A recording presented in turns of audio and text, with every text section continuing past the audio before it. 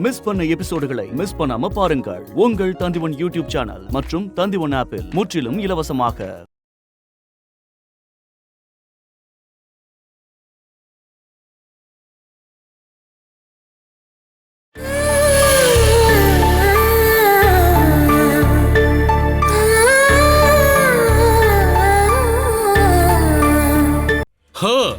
எல்லாரும் இங்கதான் இருக்கீங்களா?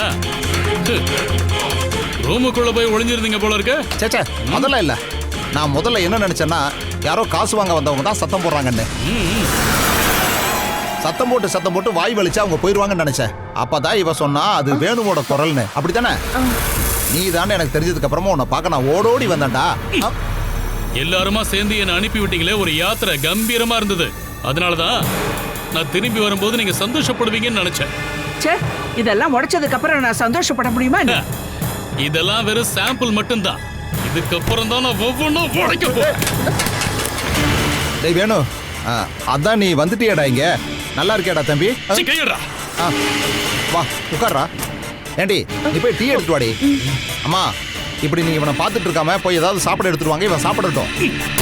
உங்க வரவேற்பை ஏத்துக்கிறதுக்கு நான் ஒண்ணு இங்க விருந்து சாப்பிட வரல. இது என் வீடு. இந்த வீட்டை விட்டு என்ன வெளியே அனுப்பி வச்ச ஒரு ஆள் இருக்கானே, என் தம்பி சுமேஷ். முதல்ல நான் அவனை தான் பார்க்கணும். அவன் இங்க இல்ல. ரெண்டு பேரும் சேர்ந்து வெளியே போயிருக்காங்க. Oh shit. ஆமா, அவங்க எங்க போனாங்க? கொஞ்ச நேரத்துக்கு முன்னாடி கூட இங்க தானே இருந்தாங்க. அப்ப வேணு பார்வையில இருந்து தப்பிக்க நினைக்கிறாங்க. நீ அவனையும் அவன் பொண்டாட்டியும் காப்பாத்த நினைக்கிறல்ல? என்ன துரத்தி அடிச்ச இந்த ரூம்ல இருந்து நான் அவனையும் அவன் பொண்டாட்டியும் துரத்தி அடிக்க போறேன்.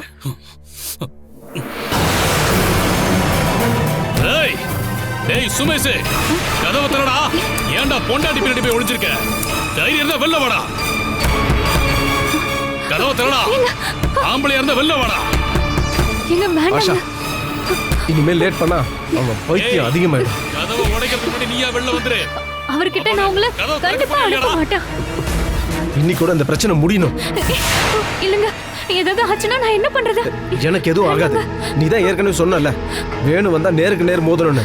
அவங்க முன்னாடி வச்சு நான் எல்லாத்தையும் சொல்லதான் செய்வேன். ஆனா நான் உங்களை விட மாட்டேன். கதவை திறடா.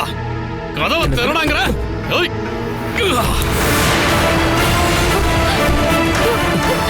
கையை விடு. டேய் இங்க வாடா. அவனை போய் தடுத்து நிறுத்துடா. போடா. கதவை திறடா டேய்.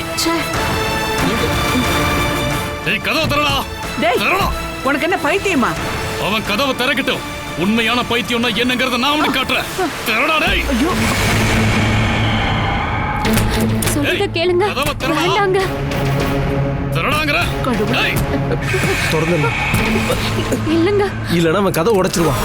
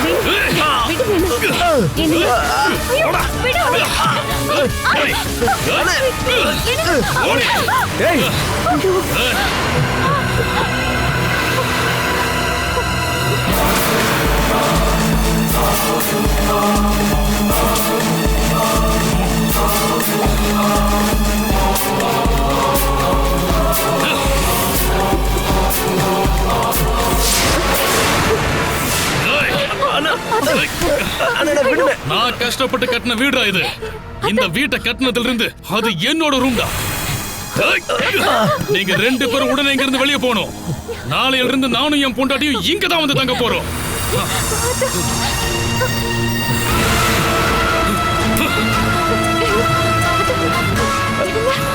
எடுத்துட்டு போடா.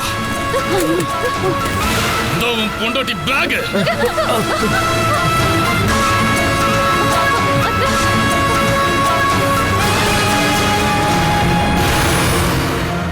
என்ன தடுக்கிறதுக்கு எவன் வந்தாலும் சரி, அவங்கள குத்தி கொலை பண்ணிடுவேன்.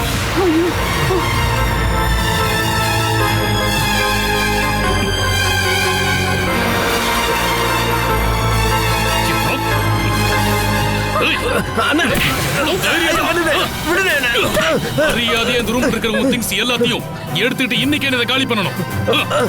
நாளைக்கு நாங்க இங்க வரும்போது உன்னதோ இல்ல இவ்வளதோ திங்ஸ் ஏதாவது அந்த ரூம்ல இருக்கிறத பார்த்த இந்த மொத்த வீட்டை கொளுத்தி எடுத்தா அப்புறம் நான் போவேன். உங்க எல்லாருக்கும் சேர்த்துதான் சொல்றேன். ஏய் கிளவி, கேட்டுச்சா?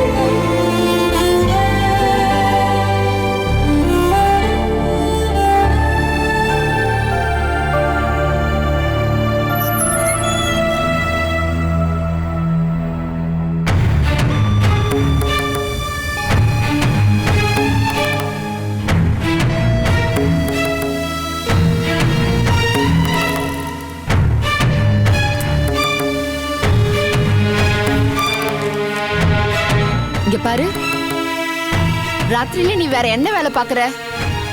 உனக்கு சம்பளம் கொடுக்கறதே இங்க வந்து தூங்குறதுக்கு இல்ல. நான் ஒண்ணு தூங்கல. ஒருவேளை நான் அப்படி நினைச்சிருப்பேன்.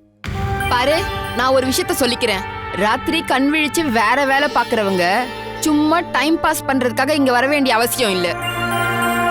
இது எல்லாத்தையும் அக்கவுண்ட்ல அட்டாச் பண்ண சொல்லி உன்கிட்ட ஒப்படைச்சு எவ்வளவு நேரம் ஆச்சு? நீ இந்த பேஜை ஓபன் பண்ணி வச்சுட்டு என்னதான் பண்ணிட்டு இருக்க? பாரு, முடியலன்னா லீவ் எடுத்துட்டு வீட்ல இருக்கணும்.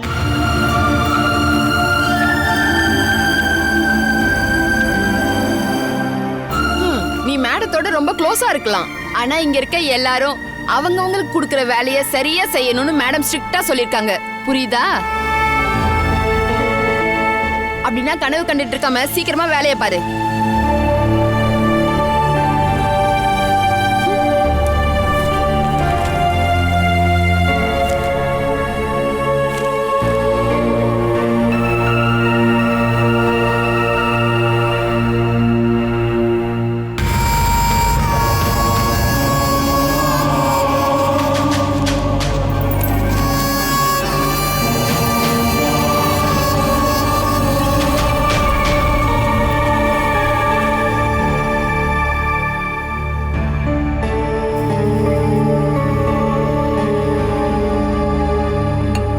நீ கால் பண்ணப்போ வீட்டுக்கு வர வேண்டாம்னு சொன்னதுக்கு 2 காரணம் இருக்கு.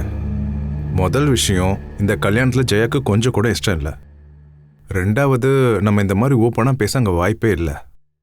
நான் என் கல்யாணத்தை பற்றி இன்ட்ரெஸ்டாக வீட்டில் சொல்லும்போது அப்பாவும் அம்மாவும் அதை கண்டுக்கவே மாட்டேன்றாங்க.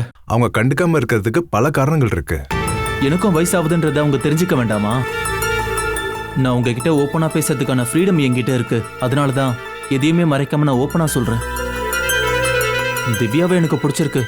ஆனா இந்த கல்யாண விஷயத்தை பத்தி நீங்க தான் வீட்ல சொல்லணும். எனக்கு ஒரு பொண்ணு பிடிச்சிருக்குன்னு வீட்ல போய் சொல்லு. அப்பாவோட சுபாவம் தான் உங்களுக்கு தெரியும்ல. சொல்லப்போனா அவர் எந்த ஒரு விஷயத்தையும் சரியா பண்ண மாட்டாரு. ஆனா நான் என்ன ஏதுன்னு அவர்கிட்ட கேள்வி கேட்டா உடனே சண்டை போடுறாரு. எனக்கு அந்த பொண்ணு ரொம்ப பிடிச்சிருக்குன்னு நான் சொன்னா அப்படின்னா மீதி எல்லாத்தையும் நீயே பார்த்துக்கணும் அவங்க சொல்லிடுவாங்க. அப்படி எல்லாரையும் திருப்திப்படுத்தி இந்த காலத்துல கல்யாணம் பண்ண முடியுமா? எல்லார் முன்னாடியும் நின்று தான் மகன் கல்யாணத்தை பண்ணோன்னு அப்பா அம்மாவுக்கு ஆசை இருக்காதா? என்னால அந்த ஆசை உடையக்கூடாதுல்ல. ப்ராப்பரா எல்லாரும் சேர்ந்து இந்த கல்யாணத்தை பத்தி பேசணும். நீ எதுக்கும் ஒரு முறை யோசனை பண்ண. என் சொந்தக்காரங்க அப்படின்னு உடனே நீ ஒரு முடிவுக்கு வந்துடாத. நான் அந்த விஷயத்துல முடிவு எடுத்துட்டேன். இனிமே எந்த மாற்றமும் இல்லை. மாமா, நீங்க ஹெல்ப் பண்ணீங்கன்னா இந்த கல்யாணம் நடக்கும். நானா? ஆமா, திவ்யாவோட விஷயத்த நீங்க வீட்டுல சொல்லிட்டீங்கன்னா அதுவே எனக்கு போதும். உங்ககிட்ட அப்பா அம்மாவுக்கு பயம் கலந்த ஒரு மரியாதையும் பாசமும் இருக்கு. இப்படி ஒரு ப்ரொபோசல் வரும்போது அப்பா வேண்டான்னு சொல்ல மாட்டாரு. இல்ல, நான் ஒரு கல்யாணத்தை பத்தி பேசுறதுக்காக அங்க பேசினா நல்லா இருக்காது. எனக்காக பண்ணுங்க மாமா, ப்ளீஸ். இந்த விஷயத்துல நீ என்னை பத்தி எதுவும் நினைக்காத. நீ திவ்யாவை கல்யாணம் பண்றது எனக்கு ரொம்ப சந்தோஷம்தான். ஆனா அதை பத்தி பேசுறதுக்காக நான் அங்க வரப்போறதில்ல. இதை தவிர வேற என்ன வேணா என்கிட்ட கேளு, நான் அதை பண்றேன். ஆனா இந்த விஷயத்துல சாரி.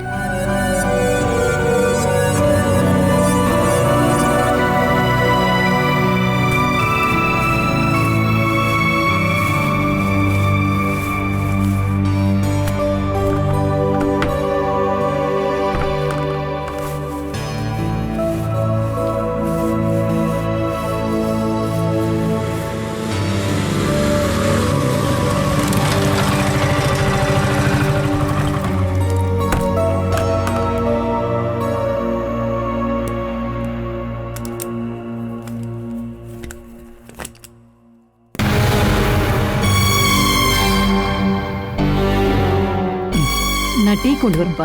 அம்மா ஒரு நிமிஷம். ஜெயா என்ன பண்றா? அவ குளிக்க போயிருக்கா. ஆரி ஊருக்கு வந்திருக்கான். இன்னைக்கு என்ன பார்க்க வந்தான். வீட்டில் கல்யாணத்தை பத்தி பேசும்போது அவங்களுக்கு அதை பத்தி கொஞ்சம் கூட இன்ட்ரெஸ்ட் இல்லைன்னு என்கிட்ட சொன்னான். ஜெயாவோட அப்பா பத்தி தான் உங்களுக்கு தெரியும்ல. ஒரு பிரயோஜனமும் இல்லைனாலும் பழைய பாரம்பரியம் பத்தி தான் பேசிக்கிட்டே இருப்பாரு. ஆனா வாடகை வீட்டுல இருக்காங்கன்றதுக்காக பாரம்பரியத்தை பத்தி தப்பா பேசக்கூடாதுல்லப்பா. திவ்யாக்கு என்ன குறை இருக்கு? எப்படி பார்த்தாலும் ஜெயச்சந்திரன குடும்பத்தை விட நல்ல நிலைமையில தான் அவங்க வாழ்ந்துட்டு இருக்காங்க. ஹரி பாசமுள்ள குடும்பத்து மேல பொறுப்பா இருக்கிற ஒரு பையன் அப்படின்னு எனக்கு தெரிஞ்சதுனாலதான் இந்த கல்யாணத்தை பண்ணலான்னு நான் சொன்னேன். ஹரியோட கல்யாணத்தை இப்ப பண்ணா குடும்பத்தோட வருமானம் நின்னு போயிடும்னு அத்தை மாமாவோட பயம். அதுக்காக வாழ்க்கை முழுக்க அவனோட வருமானத்துல வாழ முடியுமா என்ன? அவனுக்கு வயசானதுக்கு அப்புறம் ஒரு நல்ல பொண்ணு கிடைப்பாளன்றது சந்தேகம்தான். அவனுக்கு நல்ல பொண்ணு கிடைக்கலன்னு நினைச்சு இங்க யாரும் கவலைப்பட வேண்டாம். அவனுக்கு ஒரு நல்ல வாழ்க்கை அமையக்கூடாதுன்னு என் அப்பாவும் அம்மாவும் முடிவு பண்ணல. திவ்யாவோட கல்யாணத்தை பத்தி பேச நான் ஒன்னும் அவனை தேடி போல. நீங்க தானே அவன் முன்னாடி இந்த விஷயத்தை பத்தி பேசுனீங்க. ஆமா, இந்த கல்யாணத்தினால ஹரியோட வாழ்க்கை நிம்மதியா இருக்கும் அப்படின்றதுக்காக தான் எனக்கு தெரிஞ்ச வரைக்கும் நான் உங்ககிட்ட சொல்லிட்டு இருந்தேன். 2 வீட்டுக்காரங்களும் சம்மதிச்சு எல்லா விஷயங்களும் பேசினதுக்கு அப்புறம் கல்யாணம் பண்ணலாம். மத்தவங்கள பத்தி எனக்கு தெரியாது. ஆனா இது ஒரு நல்ல உறவா அமையணும் எனக்கு தோணல.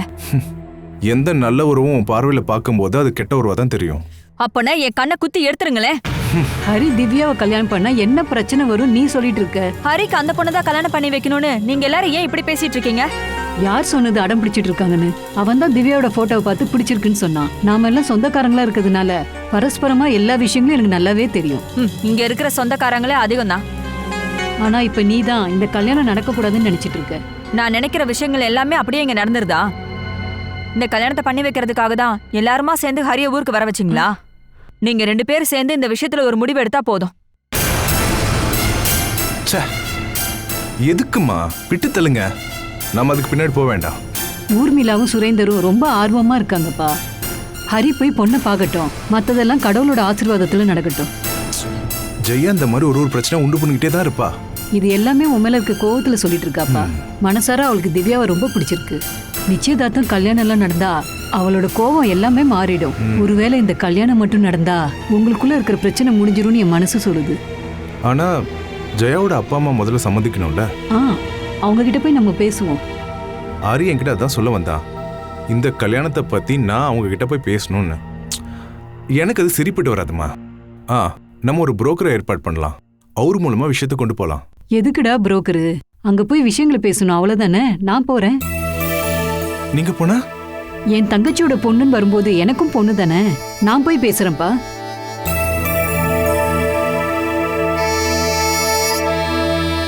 நீ அதை பத்திலாம் எதுவும் கவலைப்படாத. ஒரு நல்ல காரியத்துக்கு தானே, நான் போய் பேசிட்டு வரேன். நீ இரு, நான் போய் டீ கொண்டு வரேன்.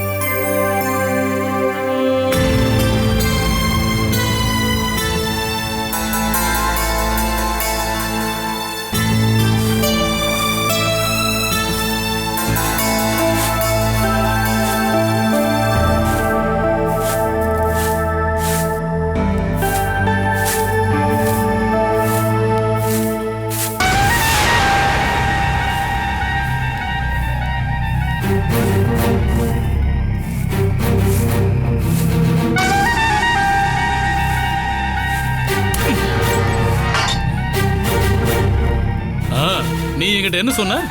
அந்த வீட்டுக்கு நான் போனா அடிபட்டு அவமானப்பட்டு தான் திரும்பி வருவேன்ல, அப்படித்தானே? நான் அங்க போனேன்டி. சொல்ல போனா அங்க இருக்கிற எல்லாரையும் ஒரு கலக்கிட்டு வந்திருக்கேன்டி. உனக்கு வேணா நான் துச்சமா இருக்கலாம். ஒருத்தனும் வாய் திறக்கலையே. நாம அங்க இல்லாதனால நம்ம ரூமை ஆக்கிரமிச்சு வச்சிருந்தானே அந்த சுமேஷும் அவன் பொண்டாட்டியும் அவங்கள அடிச்சு துரத்தி விட்டேன். இனிமே எப்ப வேணாலும் நம்ம அங்க போலாம். பலத்தை யூஸ் பண்ணி எத்தனை நாளைக்கு தான் அங்க வாழ முடியும்? நீ ஒன்னும் பலத்தை யூஸ் பண்ண வேண்டாம், என் கூட வந்தாலே போதும். எந்த நம்பிக்கையில நான் அங்க வரது? இங்க இருந்தா நான் உங்களை மட்டும் சகிச்சா போதும். அங்க போனா என் உயிர் திரும்ப கிடைக்குமான்னு எனக்கு சந்தேகமா இருக்கு. அப்படிலாம் உனக்கு எதுவும் ஆகாது. இது ஒரு ஆம்பளோட நம்பிக்கை இல்ல. ஃபேமிலியோட பிரச்சனையை தீர்க்க நீங்க என்ன அங்க கூட்டிட்டு போய் என்ன பலிகாட ஆக்கணும். அதுக்கு நான் சம்மதிக்க மாட்டேன். நீ அங்க வரலன்னு வைய, உன்னை நான் இழுத்துட்டு போவேன். அப்படி இழுத்துட்டு போறதுக்கு நான் உன பழைய பாலா இல்ல. இனிமே நான் முடிவெடுக்காம உங்களால என்னை எங்கேயுமே கூட்டிட்டு போக முடியாது. இந்த வாடகை வீட்டுல எத்தனை நாளைக்கு தான் வாழ்றது? என்னால இதுக்கு எத்தனை நாளைக்கு வாடகை கொடுக்க முடியுமோ அத்தனை நாளைக்கு. அப்படி நீ சொல்றத கேட்டு இங்க வாழ்றதுக்கு என்னால முடியாது. நானும் உங்களை இங்க பூட்டி வைக்கவே இல்லையே. புருஷன் எவ்வளவுதான் டார்ச்சர் பண்ணாலும் சகிச்சுட்டு வாழ்றதுதான் மத்தவங்க கண்ணுக்கு அது பொண்டாட்டி தர்மம். சகிச்சுக்க முடியாம அவ கிளம்பி போயிட்டானா அவ ஒரு மோசமானவளும் கெட்ட பொண்டாட்டியும் ஆயிடுவா. புருஷன் அவளுக்கு பத்தாததுனால இன்னொரு ஆம்பளையை தேடி போயிருக்கான்னு கூச்சமே இல்லாம சொல்லுவாங்க. ஆனா நீங்க ஆம்பளைங்க அப்படி இல்லைல்ல. நீ சரியில்லை அப்படின்னு ஒரு வார்த்தை சொல்லிட்டு நீங்க பாட்டுக்கு போயிட்டே இருக்கலாம். நீ பார்த்த புத்தகத்துல இருந்து இதை பார்த்து படிச்சு எடுத்து என் காதுல கொண்டு தள்ளாத. நான் அந்த வீட்டுக்கு போறேன் அப்படின்னா நீயும் என் கூட வரணும். அதுக்கு நீங்க என்னுடைய பிரசவம் வரைக்கும் வெயிட் பண்ணி ஆகணும்.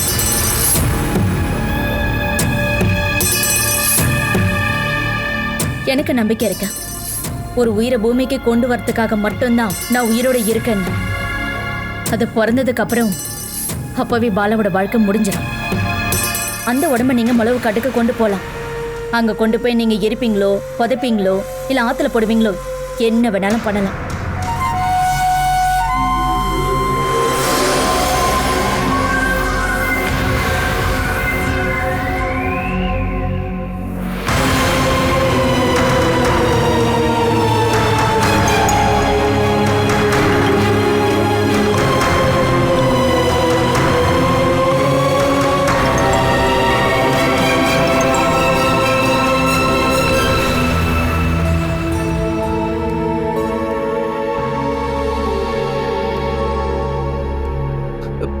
சீக்கிரம் வா.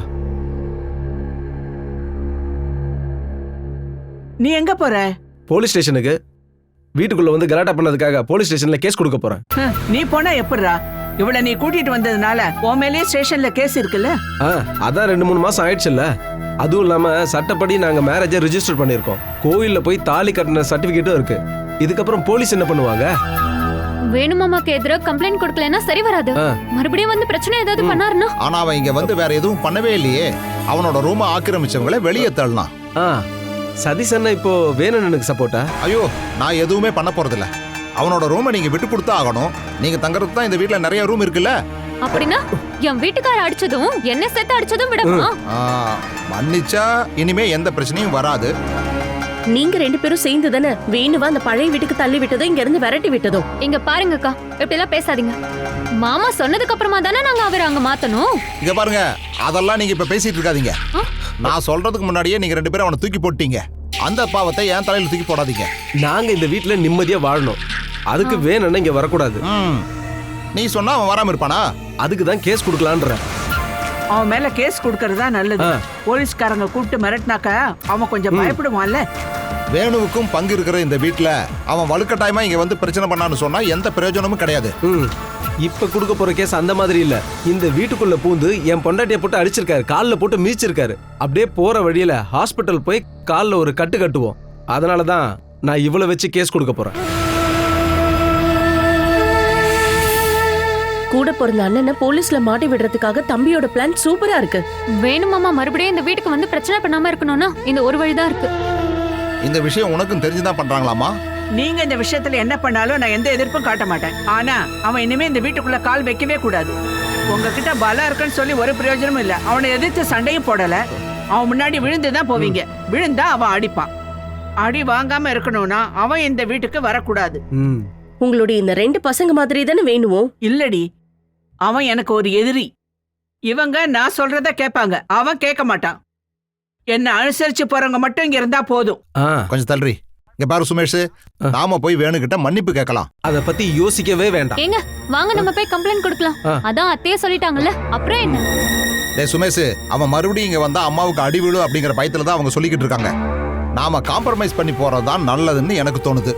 உங்க பொண்டாட்டிய வேணும்னு அடிச்சிருந்தா நீங்க பாத்துட்டு சும்மா இருந்திருப்பீங்களா? முன்னெல்லாம் நான் பாத்துக்கிட்டு தான் இருப்பேன், இப்ப விட மாட்டேன். அது மாதிரி தான் நானும். ஆஷா அடிச்ச வேணும்னு நான் ஸ்டேஷன்ல உட்கார வைக்க போறேன். என் பொண்டாட்டி அவன் அடிச்சிருந்தானா நான் கண்டிப்பா ஸ்டேஷனுக்கெல்லாம் போக மாட்டேன். இந்த வீட்டுக்குள்ளேயே வச்சு நான் அவனுக்கு பதிலடி கொடுத்துருப்பேன். நீங்க எதுக்கு அவர் சொல்ற பேச்செல்லாம் கேட்டுட்டு இருக்கீங்க? வாங்க போலீஸ் ஸ்டேஷன் போலாம். ஆமா, நீங்க என்னமா சொல்றீங்க?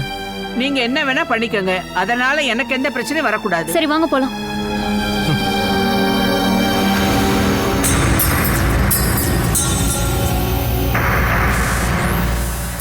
இப்ப அவ ரொம்ப நல்லா தான் நடந்து போய்கிட்டு இருக்கா, பிரச்சனை இல்லை. அவ தான் கேஸ் கொடுத்தான்னு வேணுவுக்கு தெரிய வந்தா உண்மையிலேயே அவளோட காலை வேணு உடைச்சிருவான். அப்புறம் நிஜமாவே அவளுக்கு பிளாஸ்டரி தான் போடணும். இதை பாருங்க, இனிமே என்ன சம்பவம் நடந்தாலும் அதை நீங்க 3 பேரும் தான் அனுபவிக்கணும். தயவு செஞ்சு என்ன இதில் இழுக்காதீங்க. அப்புறம் இவளையும். நீயும் பார்த்த இல்ல வேணு இங்க காட்டின பூகம்பத்தை. போலீஸ்காரங்க கையால நல்லா அடி வாங்கினாதான் புத்தி வரும். இப்படியே போனா பையனோட கையால அம்மா தான் அடி வாங்க வேண்டியதா வரும்.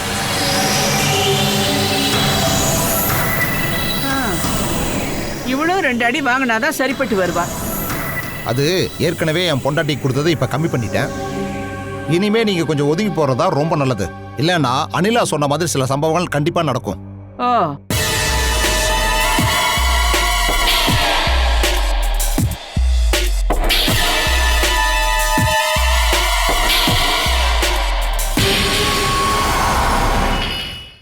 Catch us on TV, Thandivan app, thandivan.com and YouTube.